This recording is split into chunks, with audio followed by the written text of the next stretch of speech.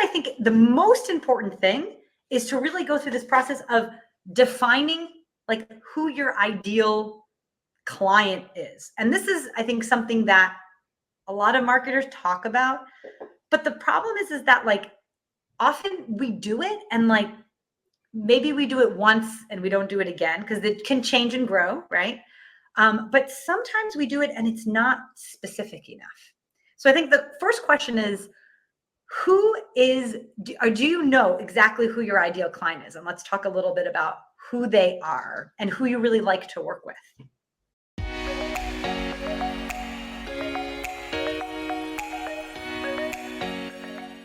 Hello, everyone. Welcome to this week's episode of the Scalable Marketing Machine podcast.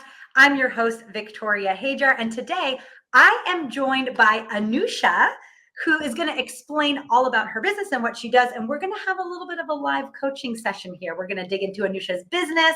I'm going to give her all my best advice on how to grow and how to just improve the pipeline and anything she wants to dig into. So Anusha, why don't you share a little bit about where you are, what you do, and really like what you're facing in your business.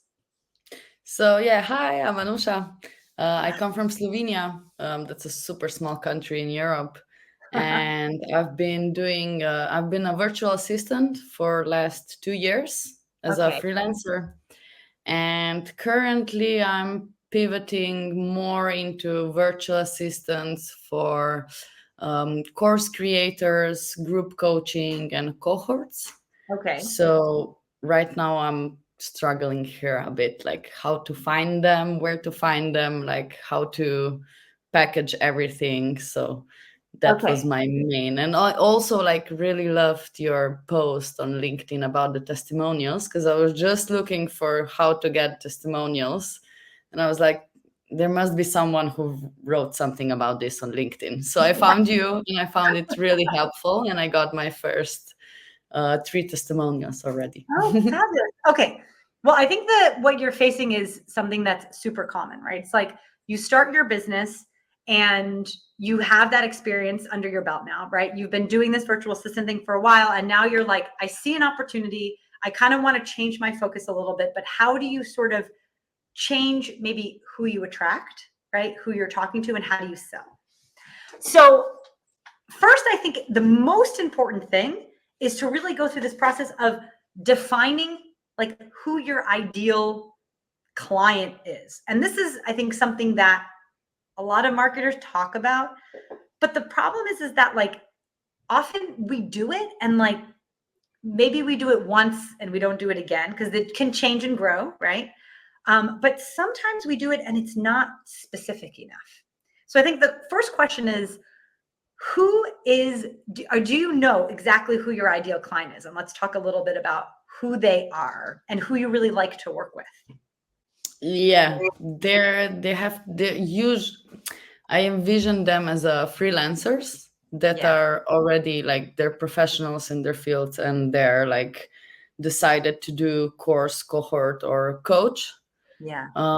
So they're already established in their industry.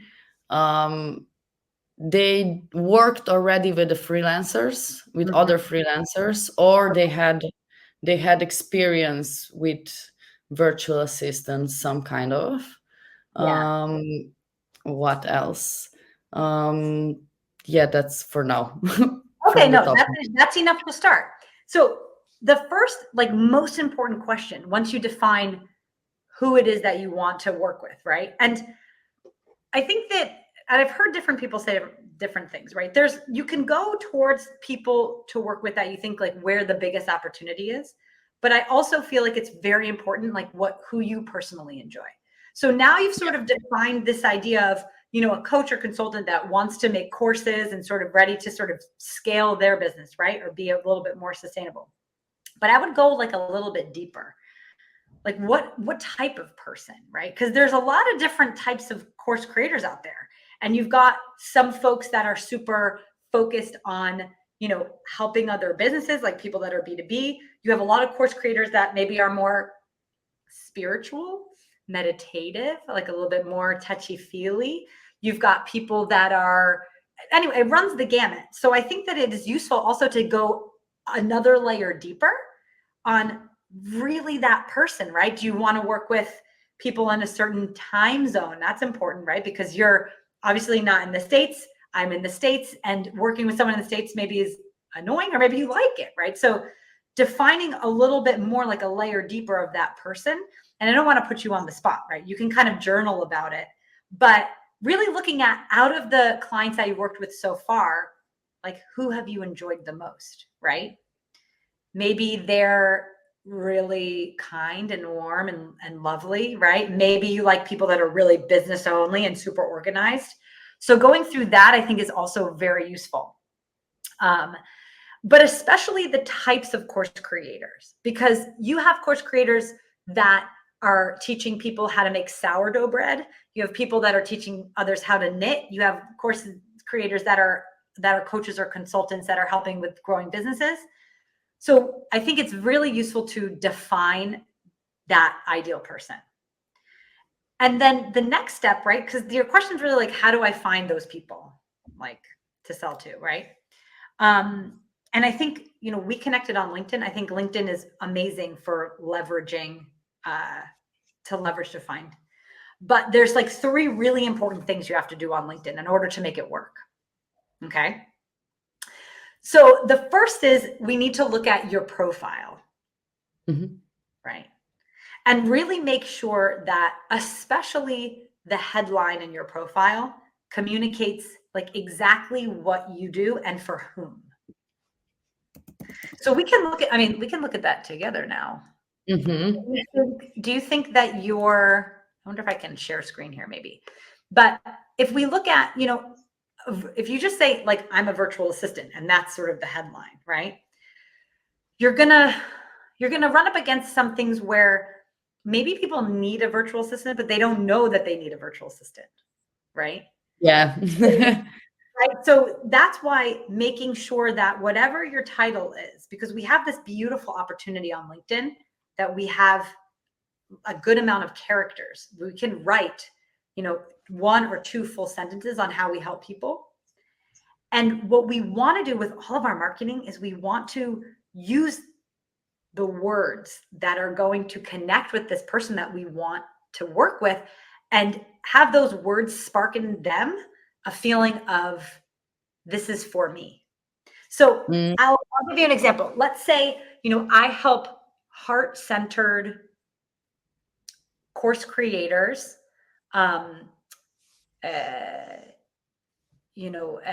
like take administrative tasks off their plates so they can, serve more people, something like that, right? It's like what you're practically doing for them, right? Taking things off the plate, managing the inbox, helping set up the systems. Like, you're doing so much more than being a virtual assistant. What does that mean? You're actually giving people freedom, right, in their day, freedom of time, and freedom to use their highest skills. Because a lot of times, someone who's a really great coach, maybe a big strategic thinker, are really bad with like details. Right. So having someone that's on their team that's really detail oriented could be very interesting. Right. So you really want to hone in on a sentence or 2 that's going to describe exactly what you do, who you serve, how you help. That if someone that was your ideal client read that in 1 second, they would say, this is for me. Does that make sense? Yeah, it does totally. It totally does, yeah. Then your profile can become like an advertisement for you. Yeah. I need to polish it, because I already put some work in it, but I need to polish it to focus it more on my ideal client. Because right now, as you said, I get many requests, but they're all over the place, because also virtual assistant, it's a huge industry. You can be in marketing, in tech, support, you can be so many stuff when you're a virtual assistant. And now I get everyone. Yeah. But yeah. Okay. These transitions from taking everyone to taking course creators, these transitions a little bit. Yeah, I wasn't sure if I should put like 100% focus on ideal client on my profile and focus just on them. Because on the other hand, like I still need to survive and I need to have clients until I have 100% clients that are my ideal clients. Yeah. I love that you're talking about this, because this is something, I don't care what you do. I think so many people face this. And I'm going to, okay, here's what I believe. And this is what I've done in my own business and for clients that I work with. It's like,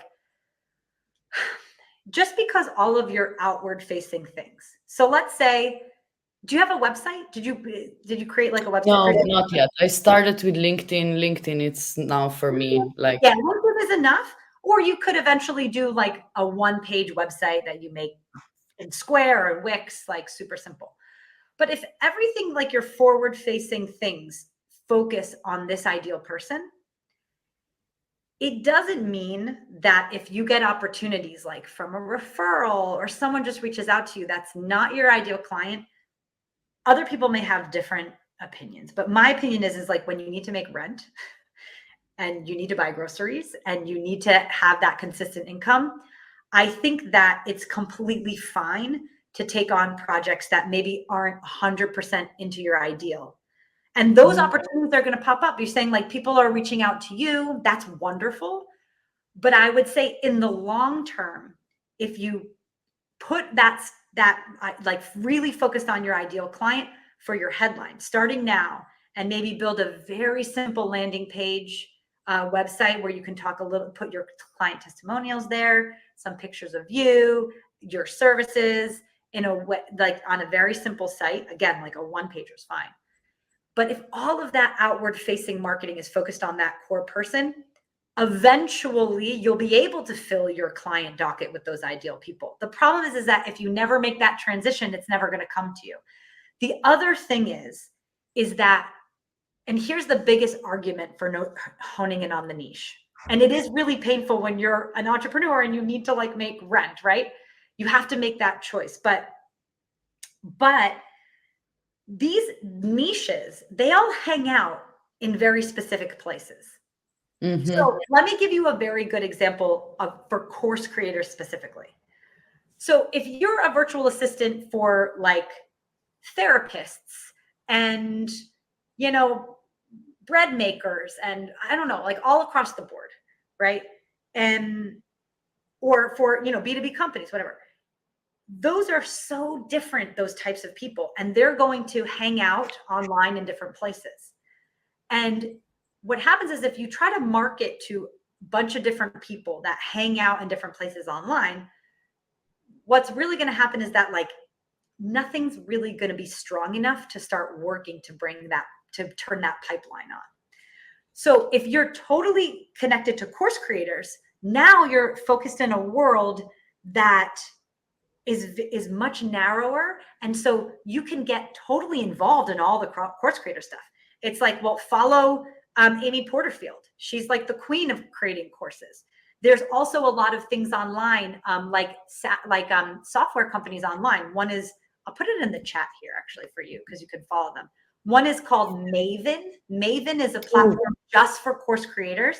So, and they're like Teachable, Kajabi, all of these companies could be really interesting partners for you. For example, if you got certified as like a Kajabi person or a Maven person or a Teachable person, that accreditation would be useful in communicating like your authority to your ideal client, and also could also be a lead referral source for you. So for example, I use Kajabi, and through Kajabi, there's independent folks, like people that are virtual assistants, or they help to set up the back end, and they can find different people that use Kajabi because they're in maybe the Kajabi communities or whatever, and you can start talking directly to those people that you know are course creators because you're in their world. Because I had said originally there's 3 things to do on LinkedIn, right? So number 1 is cleaning up your headline, right? You want to make sure that we're like really focused on that target person. And then I would really suggest so in LinkedIn, you can connect to up to 100 people a week. Okay. And when you have dialed in who you're reaching, you can be searching that title and you can just connect with them. I don't like personally blasting people with like a AI message and trying to be a hard sell. But what I have found, and people have sold to me this way, I've bought coaching and consulting for people doing the same exact strategy, where they just simply connect with me. And then if they accept the connection, you can just say hello. You don't have to be fake or anything, but that visibility, that brand awareness is that if you're hitting the right person and they see what you do, you're going to get some inbound inquiries from that, just from that. And then you know that you're controlling those inquiries because you're intentionally connecting with those right fit clients. So you could be searching like coaches and then anyone that seems to have a program, because a lot of these coaches will say, creator of the whatever program. You connect with them, right? And once you just start connecting, that visibility, it's like a numbers game. If you connect with 100 people a week, maybe 1% of them will actually be interested to know a little bit more about what you do. And that is a lead for you, right? So it's fixing up that headline. It's about connecting with the right people at a volume, just doing it consistently. And then the third thing is, now that you're very clear on who you want to attract, is making sure that the content that you put through LinkedIn is valuable to course creators. So course creators, what are some of the things they struggle with? Well, we know that operations, like invoicing and, getting those onboarding emails together and, customer service and managing the inbox. We know those are all the pain points. So creating valuable content that you share on LinkedIn about all of those topics are going to also help to attract more right fit clients. And by the way, when you're doing this connection strategy, it's so valuable because you know that your followers on LinkedIn, the people that you're connected with on LinkedIn, are going to be the right people you want to be connected to. And as you're creating content just for them, slowly but surely, they'll start engaging with it. They'll start liking that content, and you'll start really building a community of your right fit people on LinkedIn. That's how I would say using LinkedIn strategically. Beyond that, I would say get in with any communities that course creators are in, right? There's maybe free Facebook groups or even maybe in-person communities, like any entrepreneurial or coaching communities in your city or virtually, and just be inside those communities, add value, answer people's questions. Because in my experience, especially if you are not looking for volume of clients, you're like, I want 5 or 6, like paying a good rate, and I can give them good attention. You have to understand, like, well, how many is your max out, right? Yeah. Because Anusha, maybe you'll create your own course one day. Once you max out, right? Once you max out on how many individual people you can serve, you're gonna face the crossroads of either you're gonna create a course yourself to teach other virtual assistants, or you maybe are going to create an agency of virtual assistants, because that's how you're going to be able to grow eventually, right? But if you're like, I only need 3 or 5 clients to really fill my client docket and make the revenue that I want, I think that this higher touch approach, which is connecting with people individually, sending relevant, nice, genuine, authentic messages where it feels right, it takes a little bit more time. It's this higher touch approach, but you're going to maybe cost a little bit more than someone just, like someone in the Philippines, for example, that's just in a virtual assistant machine and you don't even know who they are. No, maybe you're offering a little bit higher touch, a little bit of a better service. You have a nicer connection with people because you're serving their exact needs because you're in this niche. And you're going to be able to fill your docket with this higher touch approach. And it's just really a numbers game. How many right fit people just know that you exist and what you do? And sometimes sales is like that easy, Yeah, just finding them. Because I've been looking for the groups, like as you mentioned. I know the Kajabi. I've been working with Kajabi before, and Yeah. I love the Maven because they have more cohort-based groups, which I love personally more, and I Yeah. like to support it also more.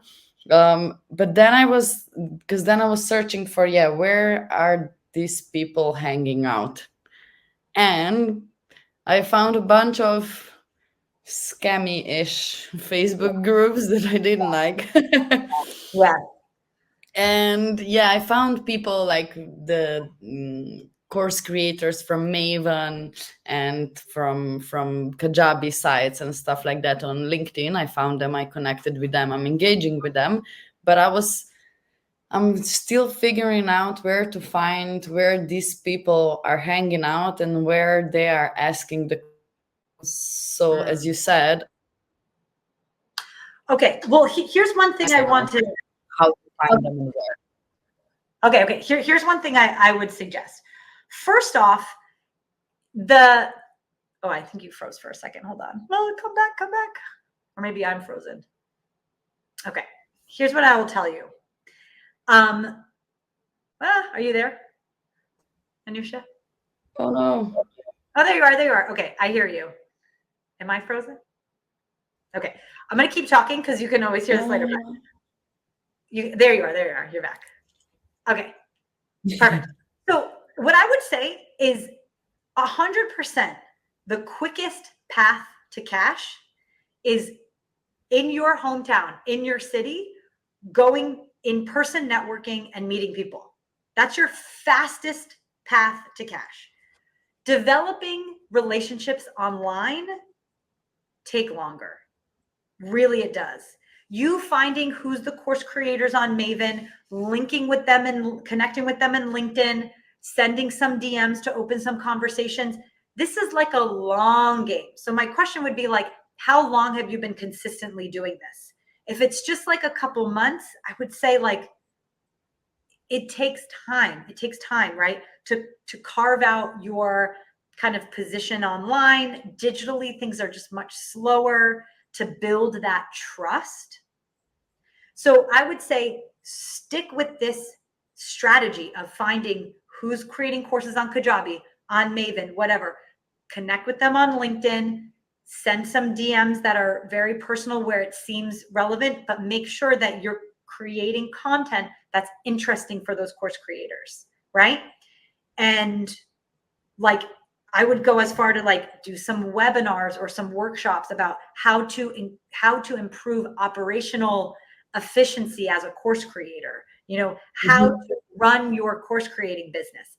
Give them everything. Give them all of your systems, because the reality is that most people are going to try to DIY it, but there's going to be a large number of people that are going to want to hire it out, and they will trust you and they'll know that you know your stuff.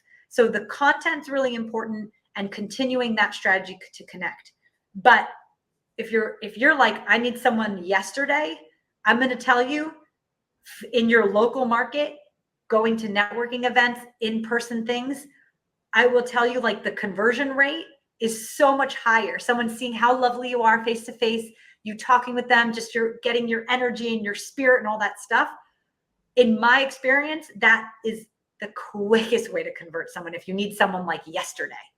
But keep plugging along with this LinkedIn strategy, because over 3 months, over 6 months, over a year, if you start building this network and start showing up each and every week with really valuable content or whatever, eventually that's going to turn into leads for you. Now, because this is a longer process, you're going to have to follow probably what you do for clients, which means have a lead magnet where you're given some really good tactical advice on how to run operations for your course business.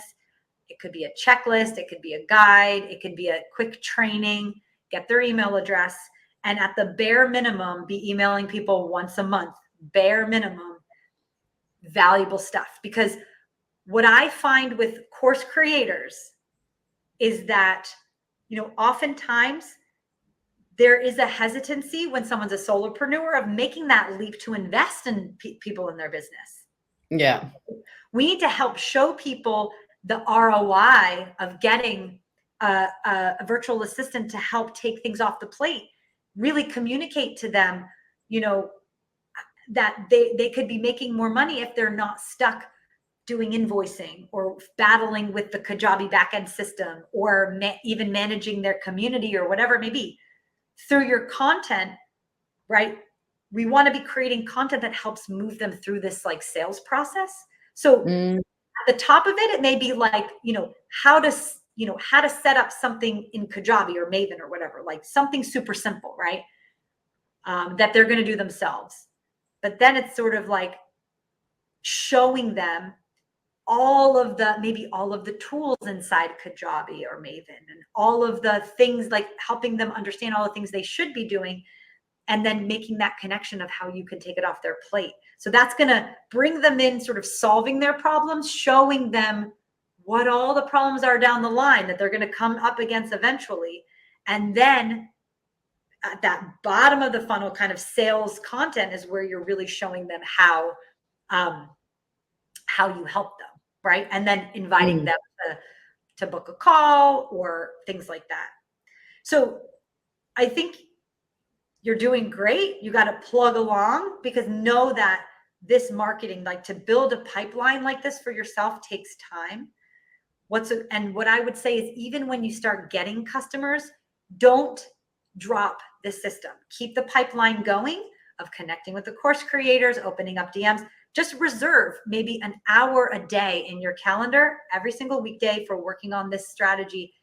Even when you can't take on any more clients, then you can add people to a wait list. Then you know that people are on your email list. And when you have an open spot, if you're like, hey, I handle 5 clients at a time, when you open up a spot, then you'll have an email list of people that are your right fit people. And you say, hey, I just have a spot opening up if anyone wants it.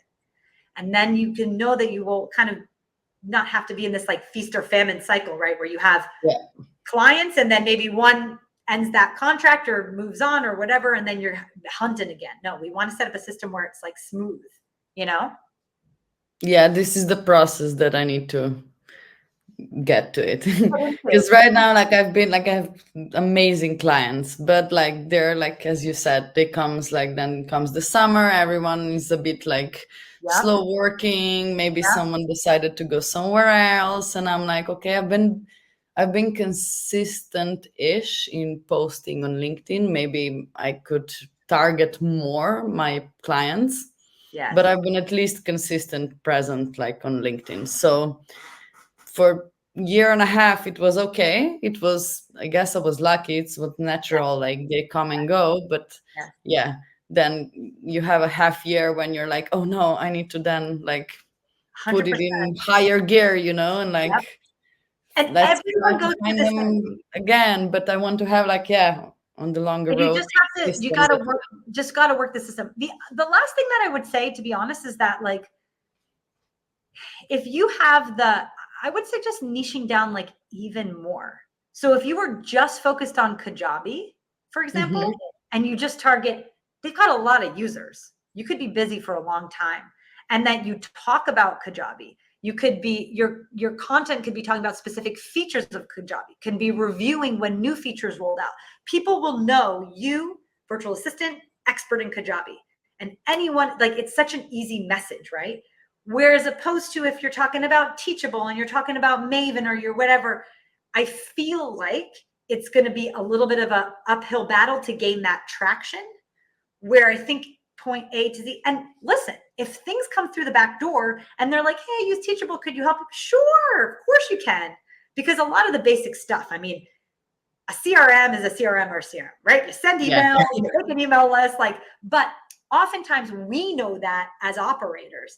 But the problem is the business owners on their end, everyone thinks that their business is special and very different and all of this stuff, right?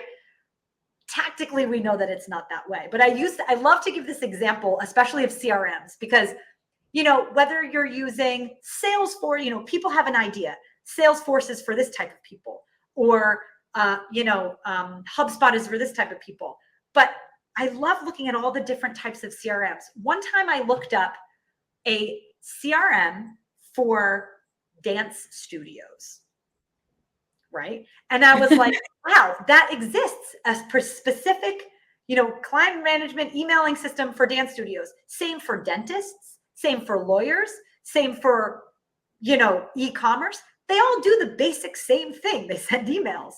But why do all these different brands exist? Is because the client really thinks that if you're talking to them, dance studio owners, they're like, I'm a dance studio owner. That's the one for me. And in all of our branding, our brand communication, we want to do that. So even you talking to your heart-centered course creator, right? That's someone that's maybe more spiritual, for example, or whatever the person is that you want to talk to. We want them to go on your LinkedIn profile and say, Anusha is for me, because Anusha only works with my types of people, even though maybe behind the scenes you're working with a bunch of different people, right? Because that's the opportunities that have come to you. But frontward facing, we're going to be attracting those people we really want, Yeah. So I would focus on those couple things, that strategy. I would love for you to do that. And in a couple months, come back, tell me what's been going on, how things have grown, how things are doing, and maybe if you're coming up with the next challenge, because there's always more challenges we can talk about. Of course. Okay. Anusha, thank you so much for joining me. I know it's late for you, so I appreciate it. Yeah, and thank you for taking your time and answering my questions. Of course. But before we get off, can everyone tell you how can people reach you? So if they're like, I'm a course creator, I need Anusha, she's got to help me, what's the best way to reach you? Yeah, LinkedIn. You can find my name and surname here on the screen and just find me. Perfect. I love it. Thank you so much. Okay, we'll be in touch. Thank you. Ciao, ciao.